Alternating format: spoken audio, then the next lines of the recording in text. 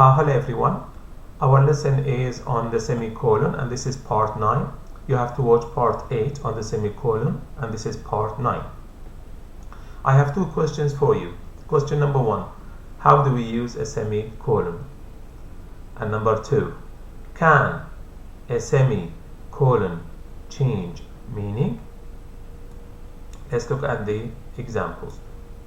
We can use a semicolon to separate things in a list if the things are long or have internal punctuation. This is the list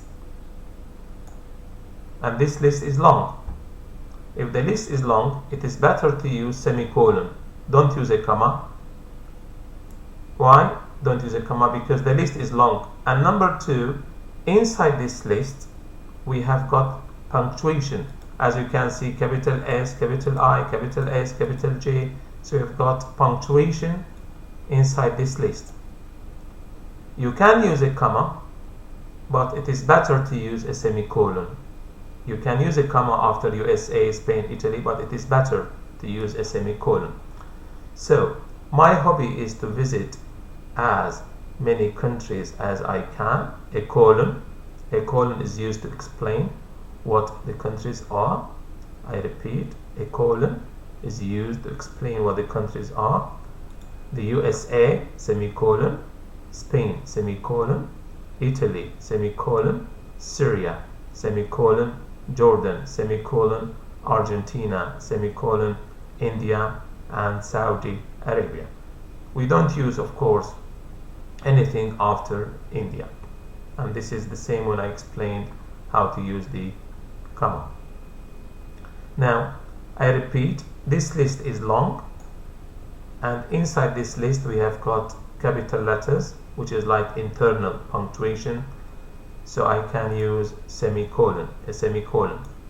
Of course you can use a comma between these words, but it is better to use a semicolon. So in punctuation marks we have got good, better and best, and we've got strong punctuation marks and we've got weak punctuation marks. We use a semicolon to separate emails. So Ahmed 333 or 333 at hotmail.com, semicolon. George Fateh at yahoo.com, semicolon. Emma B at msn.com, semicolon. Salim Saad at hotmail.com. So we use a semicolon between emails. Number C, we use a semicolon with the conjunctive adverbs.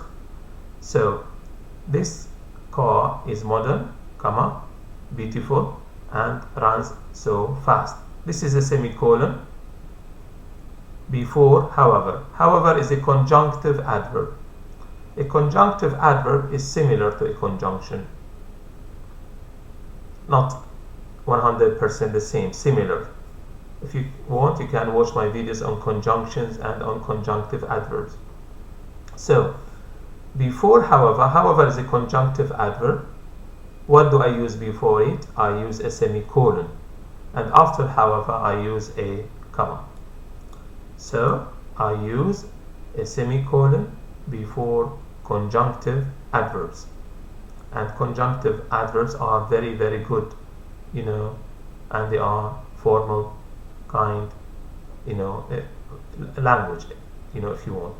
So it is like, let me continue. This car is modern, comma, beautiful and runs so fast, semicolon. However, comma, it is too expensive and sometimes dangerous. So use a semicolon, what? Before conjunctive adverbs. Now this is the important part of the lesson. Very, very important. Can a semicolon change meaning? Any punctuation mark can change meaning. All punctuation marks have got a meaning. You change the punctuation, you change the meaning. So yes, this is clear, it's obvious, we understand. A semicolon can change meaning. How? How is this? Let's look at this sentence. Henry went shopping, full stop. Richard was watching TV, semicolon. This was really surprising. Now, these two sentences, between these two sentences, we have got a semicolon. Richard was watching TV, semicolon. This was really surprising. This means the two sentences are linked in meaning. Why? Because I use a semicolon between them. So what's the meaning of this sentence? It means it was surprising that Richard was watching TV. So these two sentences are connected in meaning, and the meaning is it was surprising that Richard was watching TV.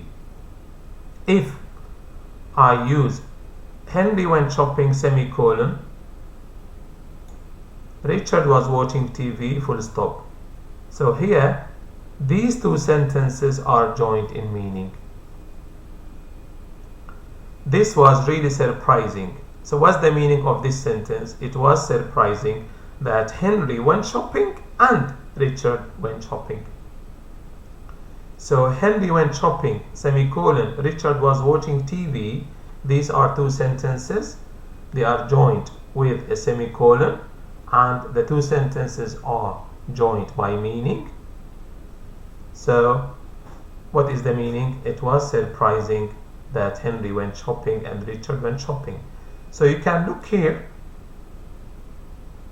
You can look here. We have three sentences, and here we have the same three sentences. These are three sentences, and these are three sentences, and they are the same words, but the punctuation is different. Henry went shopping, full stop. Richard was watching TV, semicolon. This was really surprising, full stop. But here, Henry went shopping, semicolon, not full stop. Here, full stop. Here, semicolon. Here, full stop. But here, semicolon. So that the two sentences have the same words, but the punctuation is different. And because we change punctuation, we change meaning. So here, I repeat, Richard was watching TV, semicolon. This was really surprising. What is the meaning? It was surprising that Richard was watching TV. Henry went shopping, Richard was watching TV. What is the meaning in this sentence? It means it was surprising that Henry went shopping and Richard was watching TV. So here, this was really surprising. This sentence is about Richard. This was really surprising. This sentence is about Richard. But this sentence, this was really surprising. This sentence is about Richard and Henry. So watch the video again and again and again. I understand that semicolon is difficult because it's level 1, as I said, and level 2. But if you watch it again, if you watch the video again and again and again, I'm sure you will understand how to use the semicolon. You can also go to the internet and you type interactive exercise on the semicolon, and Google will give you so many exercises, and the more you practice, the better your English will be. So thank you for watching, and I wish you the very best in your learning. Thank you.